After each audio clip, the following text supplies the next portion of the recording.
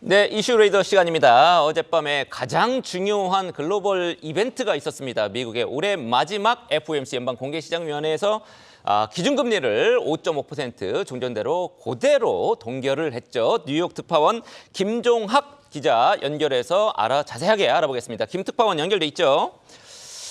일단 S&P 500 지수는 4,700을 간단하게 뚫었더라고요. 이제 1월 이후 최고치였고 다우 지수는 역대 최고치 뚫었단 말이죠. FOMC에서 굉장히 긍정적인 결과, 기준금리 동결은 예상이 됐었습니다만 점도표에서 내년에 예상보다 더 많이 기준금리 내릴 가능성, 요거를 이제 시사를 하면서 장기 채권 금리가 거의 폭락 수준으로 떨어졌습니다. 가격이 뛴 거죠. 예, 채권 금리 동향 같이 좀 전해주시죠.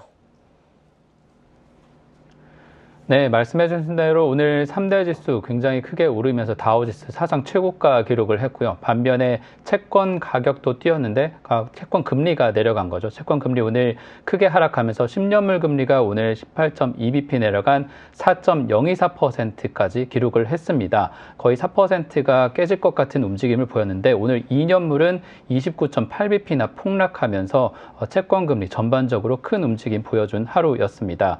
이렇게 되면서 연준에서 내년도에 금리를 더 빠르게 더 많이 내릴 수 있다라는 기대가 시장에 반영이 됐기 때문인데 CME그룹에서 내놓은 패드워치 집계 기준으로 봤을 때 3월 금리 인하 가능성이 다시 살아났습니다. 3월에 25bp를 인하할 가능성을 지금 시장에서는 64%까지 예상을 하고 있고요. 5월 인하 가능성도 56%로 연이어서 인하할 가능성까지 지금 시장에서는 기대를 하고 있습니다. 이렇게 변화가 큰 금리 변동을 시장에서는 흡수를 하고 있는 모습이고요. 파월이 그동안에 있었던 발언들이 상당히 매파적이었었지만 오늘 발언에서는 어느 정도는 시장에서 기대하는 정도의 발언이 나오면서 조금 더 급격한 움직임을 보여줬고요. FOMC 얘기를 조금 더 다시 정리를 해보자면 기준금리는 2.25에서 5.50%로 동결을 했고 내년도 점도표 중간값이 4.6%까지 내려간 점, 그리고 반면에 미국의 경제, 고용은 정상화되는 반면에 연착륙에 대한 희망까지 살리면서 시장이 모두 낙관하는 그런 그림을 오늘 그려주고 있습니다. 네, 그렇군요. 오늘 우리 국내 증시에도 굉장히 긍정적인 영향을 끼칠 가능성 우리가 지금 지켜봐야 될 것 같고요. 또 우리 대출 받으신 분들 많을 텐데 우리 생각보다 대출금리 더 빨리 떨어질 가능성도 있습니다. 오늘 파월 발언에서 시장이 주목했던 부분 어떤 거가 있습니까? 파월과 미 FOMC에서는 미 연준에서는 아무래도 긴축에 대한 가능성을 완전히 포기하고 싶어 하진 않았던 것 같습니다. 그래서 오늘 성명서에도 어떤 추가적인 정책을 강화할 수 있다라는 점을 시사를 했지만 기자회견이 진행되는 동안의 파월 발언에서는 오히려 반대 해석이 가능한 대목들이 많이 공개가 됐습니다. 파월은 지난 1일 스펠먼 대학에서 연설에서도 어느 정도는 비둘기파적인 중립을 많이 지켰음에도 시장에 시사하는 발언들이 조금 낙관적이었었는데 오늘 발언은 조금 더 나갔습니다. 금리 인하가 가시권에 들어왔다라는 걸 모든 참가자들이 알 수 있을 만한 발언이었고 분명한 논의 주제가 이번 논의 선상에 있었다라고 얘기를 하고 있습니다.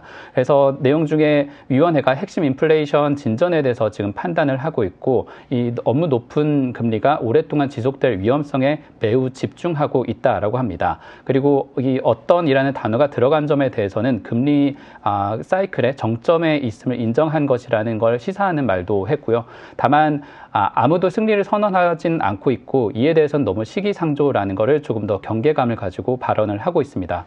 또 하나 지금 연준이 다음 대선을 대비해서 미리 움직이는 가능성도 있는데 정치적인 결정 아니냐라는 비판을 의식해서 경제를 최선으로 생각하고 정치적인 이벤트는 전혀 고려하지 않다라면서 외부 비판까지 미리 고려해서 방어하고 있는 파월의 발언, 오늘 시장에서 모두 기대하던 수준에서 공개가 됐습니다. 네, 파월 얘기 또 점도표 종합하자면은 이제 FOMC에서 내년에도 8번 열립니다만 내년에는 기준금리 3번 낮추고 내후년에는 4번 낮추고 생각보다 더 빨리 금리를 미국에서 낮출 가능성 오늘 강력히 시사하면서 증시가 급등했다라는 점 정리를 하겠습니다. 김 특파원 뒤에 보니까 지금 현재 뉴욕의 거리입니까? 네, 지금 뉴욕에는 이제 연말 연시 맞아서 굉장히 장식이 화려합니다. 지금 록펠러 센터에도 크리스마스 트리 점등을 했고요. 가는 곳곳마다 트리들이 점등되어 있고 이런 광경들을 구경하기가 아주 좋은 시기가 딱 찾아온 것 같습니다. 네, 예, 저도 뭐 작년에 우리 신인규 기자도 옆에 나와 있습니다만 지금 생각이 많이 납니다. 예, 건강하게 이제 연말 보내시고요. 지금까지 김종학 특파원이었습니다. 네, 우리 신특파원하고 계속 이어서 관련 이슈들 짚어보겠습니다. 어제 우리 정부가 2차 전지 배터리 육성 정책을 내놨습니다. 일단 관련주의 움직임을 먼저 이렇게 살펴보겠습니다. 어떻습니까? 네. 숫자만 보면 상당히 대규모 지원인 것처럼 보였습니다. 어제 나왔던 2차 전지 산업 경쟁력 강화 방안 살펴보면요. 내년부터 5년 동안, 그러니까 2028년까지 정책 금융으로 38조 원을 지원하겠다. 그리고 기업 대출도 늘리고 북미에 집중하는 우리 기업들의 이 보험이라든가 보증 같은 거 지원해주겠다. 이런 내용 담겼는데요.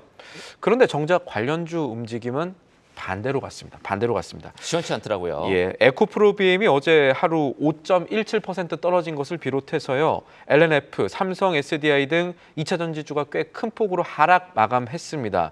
지원한 발표일에 기관과 외국인들이 우리 2차 전지주를 대량으로 매도한 것도 살펴볼 부분이 되겠습니다. 뭐 38조 원을 세금 지원하겠다 뭐 이렇게 뭐 다 세금은 아닙니다만 이렇게 밝혔는데도 관련주가 떨어진 건 왜 그렇습니까? 증권가에서는 이번에 내놓은 2차 전지 산업 경쟁력 방안 하나하나 살펴보면 그동안에 원래 하기로 했던 거 모아서 좀 크게 만든 거다. 이런 정도의 평가를 내놓습니다. 그나마 이제 좀 하나 괜찮은 거 보자면 어떤 얘기 보자면 폐배터리를 육성해가지고 여기서 다시 전기차 활용할 수 있는 2차 전지주 활용할 수 있는 자원 뽑아내겠다. 이런 좀 신선하지만 대체로는 저희끼리 얘기하자면 구스였다. 뉴스가 아니었다. 이런 얘기들을 하고요. 2차 전지라는 것 자체가 지금까지 국내 지원책보다는 해외 정책에 조금 더 많이 영향을 받아온 부분이 있다는 것도 고려를 해야겠고 또 하나는 그동안 급등해온 2차 전지주가 사실 개인 투자자들이 관심을 상대적으로 더 많이 가져왔는데요. 어제 저희가 전달드린 뉴스 중에 양도세 완화 때문에 이 양도세 완화 이슈가 사라지면서 다시 연말에 이 매도 폭탄 나오는 거 아니냐 이런 우려가 있는데 특히나 개인 투자자들이 최근에 많이 들어간 이 2차 전지주 매물 출회 우려가 나오고 있는 거 아니냐 이런 우려도 무시할 수 없다는 게 증권가의 분석이었습니다. 네, 저도 요 이슈를 봤는데 이제 해외 광물 개발하는데 이제 뭐 대출 뭐 많이 늘려주고 한다고 하는데 큰 규모 자체가 보니까 몇백억 원 수준이더라고요. 규모도 조금 적은 것 같기도 하고.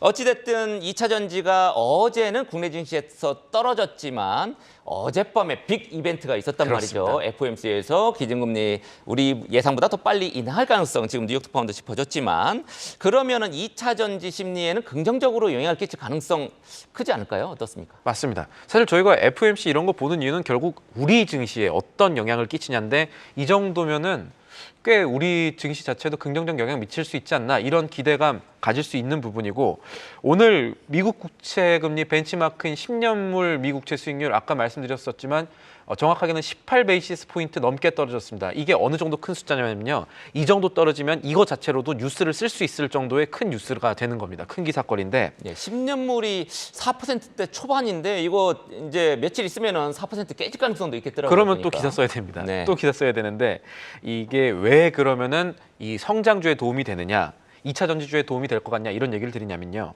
성장주들의 이 주가 가치를 평가하는 모델 중에 DCF 모델이라는 게 있습니다. 이게 미래 현금 흐름을 현재 가치로 역산해서 할인해서 주가 평가하는 모델이에요. 이거 쉽게 공식처럼 설명드리면요. 미국의 국채 금리, 국채 수익률 같은 말인데 이게 하락하면 성장주 주가는 평가를 더 잘 받습니다. 주가 오를 가능성이 있다는 얘기고요.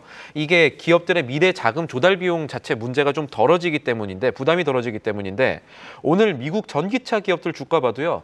뭐 테슬라는 1% 정도 상승 마감했지만 루시드와 리비아는 6%, 8% 이렇게 넘게 테슬라는 리콜 이슈가 있어가지고 맞습니다. 조금밖에 상승 덜 오른 못했습니다만 게 조금 있죠. 예. 어쨌든 올랐다. 어쨌든 올랐고 다른 데는 더 올랐다 이렇게 말씀드려야 될 것 같고 그리고 최근에 2차 전지주 결국 전기차 업황과 관련이 있는데 업황 부진 우려가 사실 조금 있었거든요. 이것도 미국이 기준금리를 예상보다 앞당겨주면은 시장에 풀리는 돈이 많아지게 되고 상대적으로는 비싼 전기차 좀 많이 살 수 있지 않겠나 이런 우려를 좀 씻겨 나갈 수 있는 재료가 되지 않나라는 부분도 고려해야겠습니다. 또 하나 어제 미국의 이 전기차 말고 중국도 봐야 되거든요. 전기차는 중국도 봐야 되는데 피치의 중국 담당 디렉터인 징 양이 블룸버그와 인터뷰를 했습니다. 그거 어떻게 봤는데 인터뷰 보니까 중국 시장에서 내년 전기차 기업들, 개별 기업들의 경쟁은 심해지기 때문에 주가 많이 오른다고 보기는 어렵겠지만 중국 시장 자체 내년에도 두 자릿수 성장을 기대한다고 하더라고요. 그런 점도 살펴볼 부분이 되겠습니다. 알겠습니다. 지금 대한항공, 아시아나항공 합병 이슈 계속 진행되고 있습니다. 지금 그 와중에 아시아나항공의 자회사인 에어부산을 놓고 그 이슈도 지금 계속 나오고 있단 말이죠. 맞습니다. 에어부산 일단 분리매각 이슈 살펴보겠습니다. 에어부산 어떤 회사입니까? 에어부산 아까 말씀하신 대로 아시아나 계열의 저비용 항공사입니다. 2018년 만에 코스피에 상장했고요. 12월에 상장했었고 3분기 매출 보면은 2,305억 원, 영업이익은 433억 원을 기록했습니다. 이 회사 지분 구조 보면은 아시아나 항공이 갖고 있는 지분이 41% 넘어가서 최대 주주이긴 합니다만 부산시와 부산 기업들이 갖고 있는 지분율도 16.11%, 16%가 넘습니다. 그래서 부산시가 아시아나를 관리하고 있는 산업은행에 에어부산을 분리매각해달라는 공식 요청을 했습니다. 대한항공과 아시아나 합병이 늦어지면서 이 계열사인 에어부산에 대한 투자 결정이 늦어지고 있는데 이 에어부산의 주주인 우리 부산시와 부산 기업들 입장에서는 이거 빨리 분리매각해가지고 경쟁력 좀 강화해달라 이런 요청인 겁니다. 네, 아시아나 항공의 매각을 추진하고 있는 사는 입장이 제일 중요할 것 같은데 맞습니다. 어떻습니까? 일단 사는 회장, 그러니까 강석훈 산업은행 회장이 부산시에 조금만 더 기다려달라는 입장을 회신한 것으로 알려졌습니다.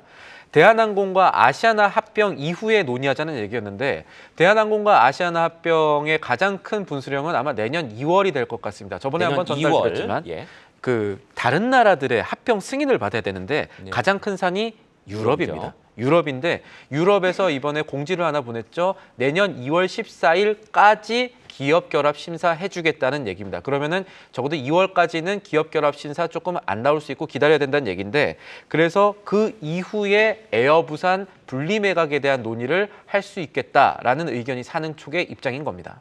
네, 전반적으로 항공주에 끼치는 영향은 어떻게 될까요? 에어부산을 분리매각하자는 얘기는 결국 이 회사의 경쟁력을 지금보다 많이 높여버리자는 얘기입니다. 에어부산에게는 당연히 좋은 일일 수가 있는데 이게 실제로 된다면 이게 또 부산 지역이나 지역 정치라는 측면에서 보면은 가덕도 신공항 이슈에서 힘을 실는 이슈가 됩니다. 그래서 관련주가 움직일 가능성이 있고요.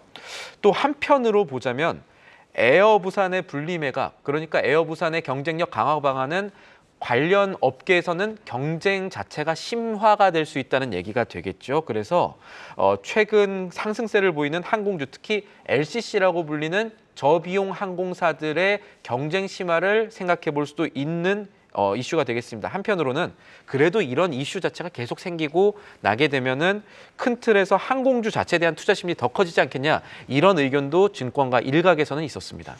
그렇군요. 알겠습니다. 항공주는 이 정도로 알아보고요. 우리 국내 유통주, 소비주에 투자하신 분들도 꽤 많을 텐데 여기 좋지 않은 소식이 하나 나왔다고요. 그렇죠. 보통 이제 연말에 소비 좀 늘어나고 뭐 미국 같은 경우는 터키나 그렇죠. 그렇습니다만 우리나라는 좀 다를 것 같습니다. 이 통계청에 따르면요. 올해 3분기 한 명 이상 가게 포함해가지고 통계 매기기 시작했는데 이 올해 3분기 가게 월 평균 이자 비용이 얼마냐? 매월 빚으로 내는 부분 얼마냐 봤더니 이자 내는 게 11만 4,900원이래요. 이게 지난해 3분기와 비교하면 1년 전과 비교하면 20% 늘어났습니다. 20% 넘게 늘어났습니다. 반면에 의류와 신발 지출 구입비는 10만 4천 원이에요. 13,700원이 줄어들었습니다. 그래서 이자 비용이 의류와 신발 지출보다 커진 게 2006년에 이 가계 동향 1인 가구 포함해서 가계 동향 집계한 이후에 처음 있는 일이라고 합니다. 네, 뭐 금리가 지금 이제 채권 금리 높아지면서 이자 비용이 더 늘어난 영향도 있을 거고 또 이제 가계 이제 소득이 조금 시원찮으면은 사실 이제 입고 신고 요거 조금 당연히 줄이겠죠. 이 의류와 신발 지출 이 감소세가 지속이 될까요? 어떻습니까? 지속이 될 것 같습니다. 왜냐하면 지금 감소세 자체가 어떤 추이로 움직이는가를 봐야 되는데 2분기 때 감소폭은 지금 3분기 때 전년비 감소폭과 비교해서 2분기보다 3분기가 더 큽니다. 아까 제가 의류 신발 이 구입비가 이 3분기 들어갔고 뭐 13,700원 줄어들었다라고 말씀드렸잖아요. 이거는 1년 전과 비교해서 11.6% 줄어든 겁니다. 그러면 2분기 때는 어땠냐? 2분기 때는 8.5% 감소를 보였거든요. 감소폭 자체가 커지고 있다는 건 4분기도 그렇게 좋지 않다라고 생각을 할 수가 있겠죠. 그래서 이 지출 감소폭 확대 때문에 이런 것들 생각하면은 감소세가 조금 더 지속될 수 있지 않나라는 걱정을 할 수가 있겠습니다. 네, 그럼 내수 전망 마지막으로 알아보겠습니다. 이게 국민 체감 물가가 여전히 높다. 그러니까 물론 뭐 소비자 물가 상승률 뭐 3%대 아주 높다고는 볼 수 없겠지만 그래도 우리 국민들, 뭐 저도 생각해도 요새 물가 좀 비싸지고 있다 이렇게 느낄 정도니까요. 그리고 주요 경제 연구소들한테 여쭤보면은 내수 부진이라는 것이 큰 틀에서 내년 상반기까지는 우리나라가 조금 지속될 수 있지 않겠나 네, 이런 걱정이 우리나라에서는 있습니다. 그렇다는 얘기죠. 다만 이제 생각해 볼 거는 오늘 FOMC 이후에 금리 인하 기조가 조금 더 내년에 있겠다라는 게 변수가 되고 금리 인하가 점점 현실화가 되고 나면은 우리나라 이 심리도 조금 살아나지 않겠나 이런 것들은 생각해 볼 수가 있겠습니다. 네, 지금까지 신인규 기자였습니다.